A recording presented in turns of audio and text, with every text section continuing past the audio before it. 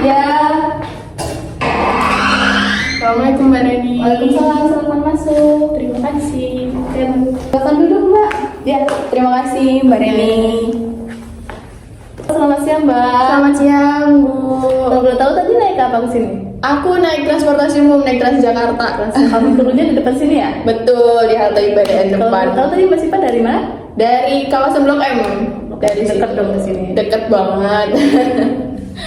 Oh ya, kebetulan tadi kan saya udah Mbak Sipa kan WA saya, udah perkenalkan diri juga, jadi saya tahu namanya Mbak Sipa gitu. Tapi emang panggilannya Sipa ya? Iya, panggilannya Siva. Sebenarnya dulu pernah dipanggil Okta sih, kan nama panggil saya Siva Oktaviana. Terus sekarang maunya dipanggilnya Siva aja. Sipa. Oke, Mbak Sipa. Sebelumnya saya memperkenalkan diri dulu. Perkenalkan nama saya Reni Sintalia. Mbak Sipa bisa panggil saya Ibu, Kakak, atau Mbak senyaman Mbak Sipa aja. Oke. Mungkin Mbak aja kali ya karena terlihat lebih muda. Iya, Masih muda kelihatannya. biar kita kelihatan teman gitu ya. Betul, biar lebih enak juga ngobrolnya. Mbak Sipa mau memperkenalkan diri lagi? Boleh sih Mbak. Jadi perkenalkan seperti yang Mbak tahu, nama saya Siva. Saat ini kesibukannya sebagai admin di salah satu kantor di Jakarta Selatan Mbak. Dan ya di sini mau bertemu Mbak Reni, mau ngobrol-ngobrol, mau konseling seperti yang udah saya niatkan ke WA Mbak Reni gitu. Tujuan saya ke sini tuh apa? Oke. Sebelumnya Mbak Sipa udah pernah konseling belum? Belum, ini baru pertama kali saya, makanya agak grogi karena baru pertama kali konseling untuk bercerita masalah saya ke orang lain itu sih Mbak. Kayak sebelumnya saya mau menjelaskan dulu apa itu konseling. Sepertinya Mbak Sipa ini orang yang ekstrovert gitu ya. Iya. Kelihatannya aja sih Mbak, sebenarnya saya introvert sih. Oh, introvert. Berarti nyaman ya ngomong sama saya, enjoy kan sekarang? Iya, karena sendiri. Tapi kalau misalkan ramai-ramai saya cenderung yang akan diem gitu. Oke, baik. Sebelumnya konseling itu adalah proses bantuan yang dilakukan oleh tenaga ahli atau konseli kepada klien untuk menuntaskan masalah dia. Di sini Mbak Sipa boleh cerita. Mbak Sipa nggak cerita semua unek-unek Mbak Sipa. Nah, di dalam konseling itu ada beberapa asas yang akan dijaga di sini, yaitu yang pertama yaitu asas kerahasiaan, di mana semua masalah yang Mbak Sipa ceritakan nanti akan dijaga kerahasiaannya dan tidak akan dibocorkan ke siapapun. Jadi Mbak Sipa di sini nggak perlu khawatir kalau misalnya data atau cerita yang Mbak Sipa ceritakan itu bocor, itu nggak akan, soalnya itu udah ada asasnya. Yang kedua ada asas kesukarelaan. Tadi Pak Sipa kesini tanpa ada paksaan kan? Iya, tidak. Datang dengan sukarela kan? Betul. Oke. Ketiga itu ada asas keterbukaan, di mana di sini Mbak Sipa harus terbuka dengan masalah Mbak Sipa tanpa ada yang ditutup-tutupi, agar nanti proses konselingnya berjalan sesuai dengan yang Mbak Sipa inginkan. Oke. Udah bisa dimengerti? Sudah bisa dimengerti. Jadi Ada yang ingin ditanyakan lagi? nggak ada sih, cuman saya mau kesimpulan aja, berarti saya bebas ya untuk bercerita dan Bebas. untuk kerahasiaannya bisa dipercaya ya Mbak ya, bisa Bisa dirahasiakan. Oke. Kalau boleh tahu permasalahan Mbak Sipa ini apa? Jadi gini Mbak, saya tuh di sini kan memang orang asli Jakarta ya. Nah, untuk perkuliahan saya juga kebetulan ada di daerah Tangerang Selatan di Banten, dan di sana kan namanya orang kampus itu banyak dari berbagai macam daerah ya Mbak ya. Kan ada yang rantau, ada yang juga asli dari sana. Nah, kebetulan organisasi yang saya ikutin tuh banyak orang dari perantauan, banyak orang-orang daerahnya gitu, sampai akhirnya apa ya, bisa dibilang teman dekat kali ya Mbak ya. Ya mungkin bisa dibilang pacar atau teman dekat, seperti itulah. Itu saya dekat, ada salah satu orang itu namanya Bayu, itu dari teman organisasi saya, dan dia itu perantau dari Aceh, dari daerah Aceh. Kita kenal. Nah, sebenarnya dari awal saya kenal tuh memang logatnya saya udah tahu gitu, oh ini orang bukan orang Jakarta asli gitu. Dan saya juga tahu gitu, karena orang kampus kan pasti banyak bocah anak rantau gitu kan. Jadi ya pertama kali kenal ya, oh logatnya agak gimana gitu. Saya butuh apa namanya, penyesuaian lah untuk perkenalan itu. Sampai akhirnya entah gimana caranya saya juga nggak ngerti, dekat lah, kita makin dekat sampai akhirnya ada hubungan di antara kita berdua. Nah, tapi lambat laun terus semakin berjalannya waktu, kok saya merasa saya kurang bisa gitu loh, kurang cocok dengan gaya bahasa. Iya, dari gaya bahasa dan culture-nya tuh beda antara Aceh dan juga saya Betawi asli Mbak, yang sukanya nyablak segala macam, dan Aceh kan ya santun, krudu apa, mulai dari pakaiannya segala macam kan Mbak tahu sendiri untuk wilayah Aceh itu seperti apa.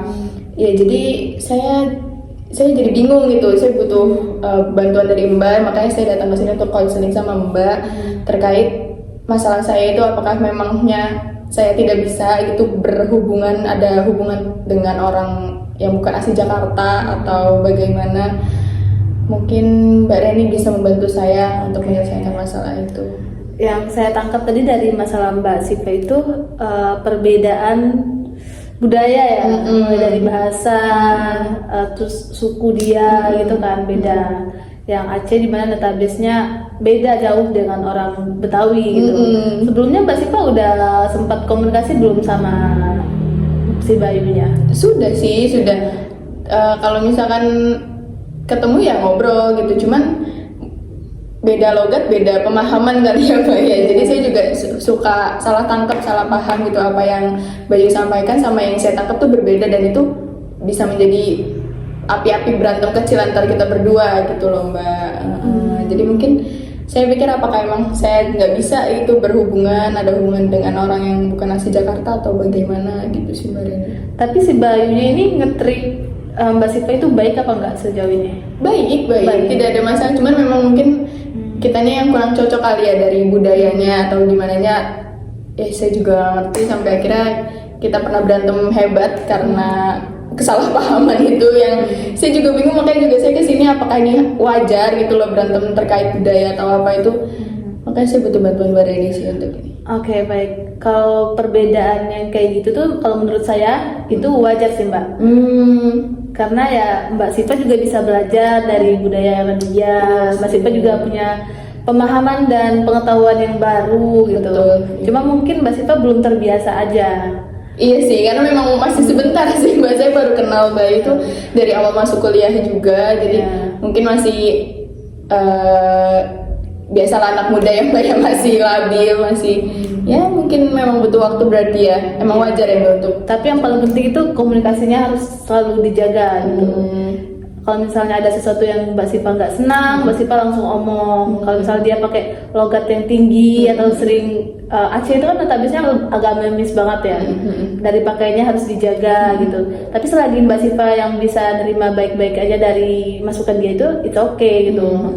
Yang penting komunikasi berarti ya Mbak. Jadi komunikasikan aja kalau misalkan memang ada hal yang saya nggak paham atau bisa nantinya salah paham atau apa, mending saya tanyain berarti ya, dibandingkan saya ajak berantem.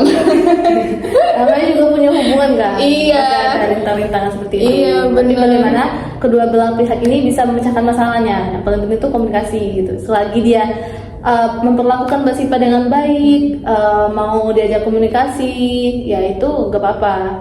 Itu kayak Mbak Siva dengan mengenal adat dan budaya dia, Mbak Siva kan punya pengetahuan dan pengalaman yang lebih baru lagi.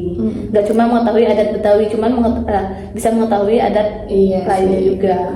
Benar sih, pengetahuan buat saya juga, karena baru pertama kali juga saya Mbak untuk pacaran dengan orang yang beda dengan budayanya dengan saya gitu. Saya asli Jakarta dan tiba-tiba diketemukan oleh orang asli Aceh, Sumatera sana atas, itu kan beda banget ya. Saya di sini, dia di sana. Apalagi Aceh itu kan masuk ujung ya. Ujung atas, saya di bawah, itu kan ya banyak perbedaan lah antara saya sama dia. Makanya suka ada berantem-berantem kecil terkait perbedaan kita, baik itu dari budayanya, bahasanya, gitu sih. Dari Mbak Siva harus banyak-banyak belajar dan memahami juga. Dari dianya juga ajak belajar dan memahami budaya Mbak Siva. Jadi antara dua belah pihak tuh saling memahami dan mengerti, bukan Mbak Sivanya aja yang mengerti. Iya sih, betul. Karena kalau saya aja yang paham, ya percuma juga. Percuma ya, akan tetap berantem. Oke. Selagi dia memperlakukan dengan baik, gak apa-apa.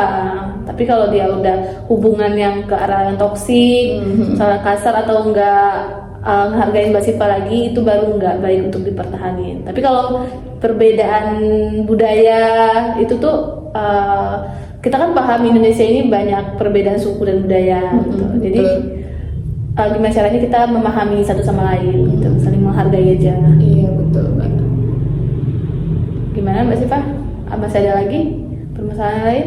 Sudah sih Mbak, udah itu aja permasalahan saya, karena memang inti permasalahannya suka beda paham lah, selisih paham antara cara omongan saya dengan dia, itu suka jadi permasalahan di antara kita berdua. Tapi untuk selebihnya perlakuan dia ke saya itu ya baik sekali, karena ya memang dari awal ketemu karena perlakuan yang baik itulah makanya saya juga pengen dekat gitu sama dia. Cuman ternyata pas sudah dekat bahasanya ternyata yang berbeda, budayanya yang berbeda, jadi mungkin, tapi itu hal wajar ya Mbak ya? Hal wajar, iya, kan perbedaan bahasa gitu, wilayah juga kan. Oke, ya itu aja. Komunikasinya dijaga terus aja. Oke, siap Mbak Reni. Oke, masih ada lagi? Sudah cukup. Oke, kalau begitu berarti kita akhiri ya sesi konselingnya. Nanti kalau misalnya Mbak Siva ada permasalahan atau unek-unek lagi yang belum terselesaikan, nanti bisa hubungi saya lagi atau datang langsung ke sini. Siap Mbak Reni. Oke, makasih Kak Siva, makasih Atta. Ya, terima kasih Mbak. Kasih kita